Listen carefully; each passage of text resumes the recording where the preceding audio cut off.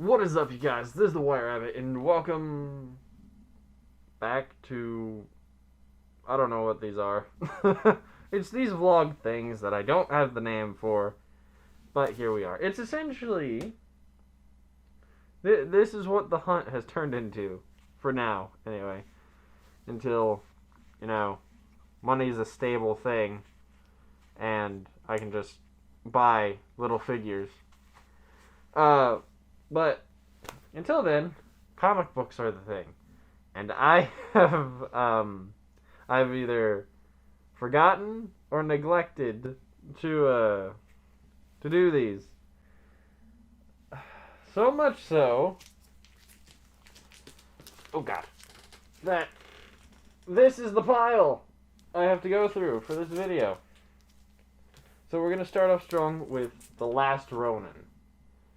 I don't know much about this. The guy said, or whenever I bought this, the guy said that this was the story about 3 of the Ninja Turtles passing away, and that only 1 is left.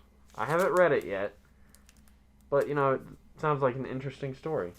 Yeah. Then we have the Joker.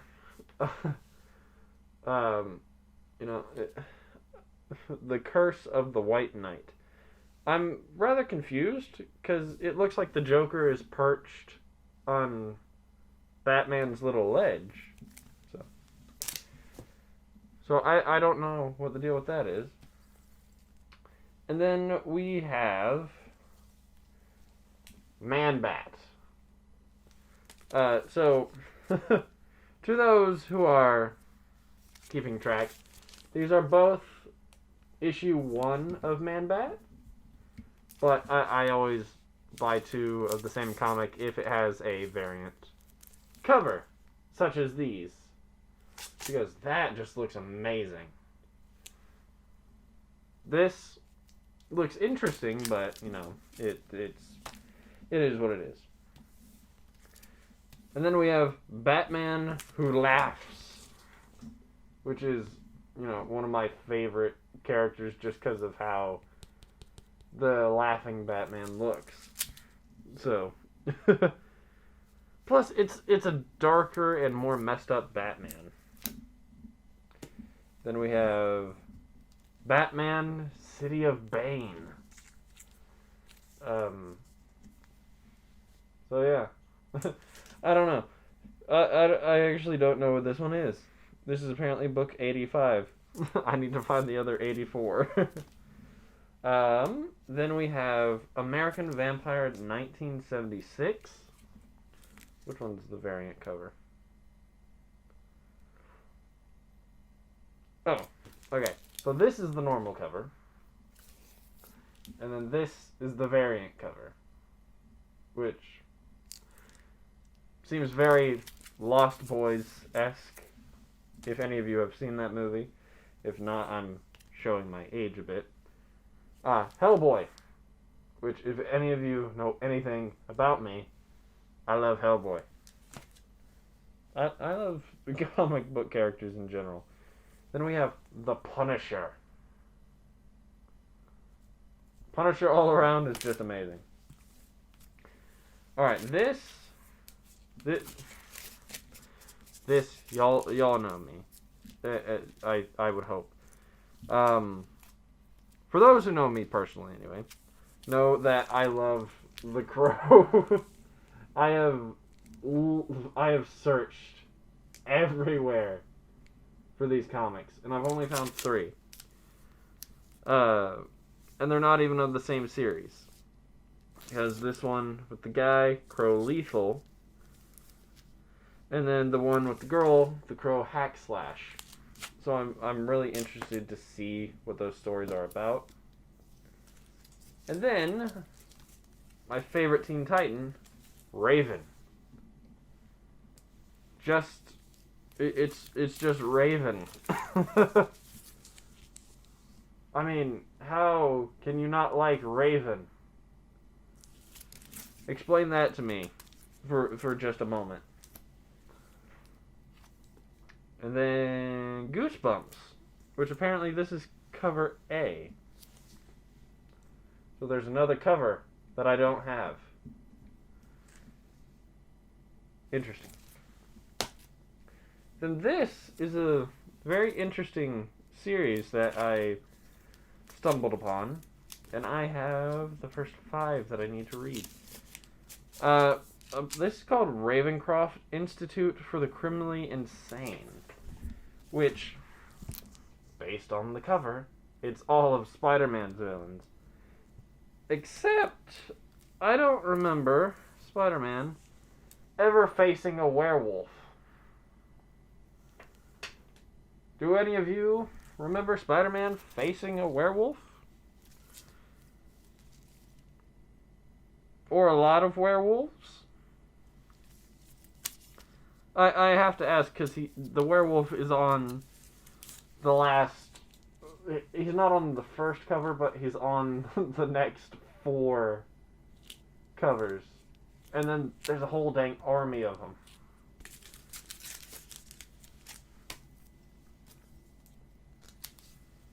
Let's see. Okay, so this is hard to tell because it doesn't. It usually says like which one is the variant edition. And I can't tell. So I'll go based on what I think is the variant and what I think is regular. So Spawn. We know Spawn. We like Spawn. He's amazing. And then we have the Violator dressed as Santa Claus. I don't know if y'all can see that too well. But yeah, the Violator dressed as Santa Claus. So very weird. Then another Spawn with him looking amazing with an explosion behind him. And we're not even halfway done through this pile. Oh my lord. So apparently it's not just Spider-Man that goes through changes in the year 2099, as there's Doom 2099. I was unaware that supervillains get upgraded in the future, but I guess that makes sense. And then we have the Spirit of Vengeance, Ghost Rider. Ironically, issue 1. So I need to read this and find its variant cover.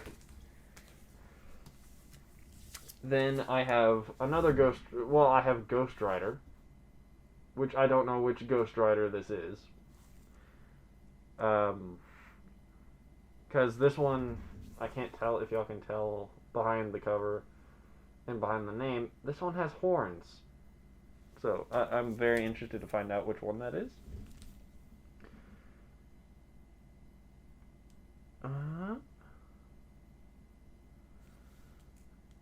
And then this one, hang on, I have to take this out for a second because I want to get this right.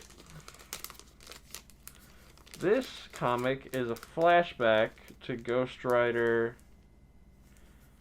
-1. It says, before Blaze, before Ketch, there was another. So this is before Johnny Blaze. I have no idea who Ketch is. It's another Ghost Rider. So that's amazing. And apparently that was a direct edition. If any of you know what that means, let me know, because I don't know. Then we have issue number 3 of Absolute Carnage. I need to find more of these. And then I bought this one because it just looks silly. And it's a variant cover. Spider-Man and Venom. Double Trouble. This just looks silly. It kind of looks like a Saturday morning cartoon. Okay. This is a lot of Spider-Man. So, I forgive me in advance. A clone conspiracy tie-in, Amazing Spider-Man 24, where Anubis and what looks to be a hobgoblin with a bunch of Spider-Men behind them, with Spider-Man on the table. I don't know. This one I wasn't sure where to put, as this is the Amazing Spider-Man Immortal variant. And I'm not entirely sure where that ties in. So I don't know. Hopefully later I'll understand. Then, The Last Remains, Amazing Spider-Man number 54, which gives a very interesting reflective experience. Let's see. Last Remains, Amazing Spider-Man 55. I love this cover. I don't know why. I love this cover. Just because it looks like it was done on a chalkboard or actually out of webs. I love this cover. This next cover, however, I do not like. Last Remains, Post-Mortem, Amazing Spider-Man 56, Norman Osborn and Kingpin tearing up the Spider-Man mask. Why was this allowed to happen? Why? Oh, that made a sound. Last Remains, Post-Mortem, Amazing Spider-Man 57. There's not much I can say about this. It's Spider-Man getting beat up. So. And then this one I find interesting. Because if any of you have played Marvel Spider-Man, the video game, will kind of understand who these guys are on the cover. It's the demons from the video game. So, I don't know. Now, this one, I believe I've shown before, because I think I have this one. But I bought another one anyway, because it's always good to have copies. Sensational Spider-Man number 1, Self-Improvement. I believe I have this one already, but like I said, it's good to have copies. Alright, and then, is this? Yes. Okay. Symbiote Spider-Man. I always love when Symbiote Spider-Man is a thing, which is why I like Sensational Spider-Man. It's the black suit. That's why I love Sensational Spider-Man. Just because of the black suit. That's it. Because that's my favorite suit.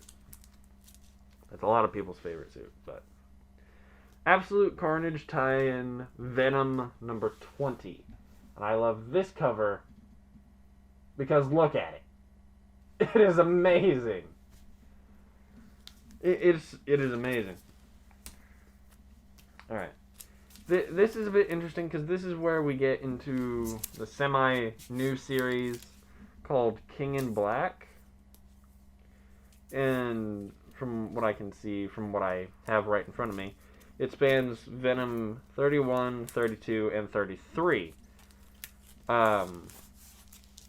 So, let's start with this cover. As you can see, Eddie Brock, this guy, is having the symbiote ripped from him. And if you don't know who the guy with the wings is, that's apparently the symbiote god. And, you know, I didn't know that, but here we are. And what it would appear to be is that he's trying to get an army of symbiotes to take over Earth and take over our mightiest heroes and all that jazz as normal supervillains do.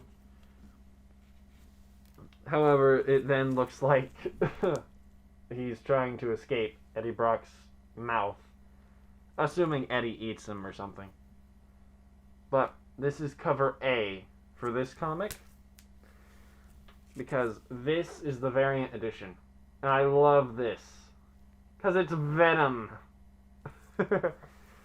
But that is the pile. We are through with the pile. Good lord. That's a lot of comic books. And now I have to sort all of them. But anyway, thank you guys so much for watching this one. If you liked it, you know what to do. Keep things crazy, and I'll see you guys in the next one.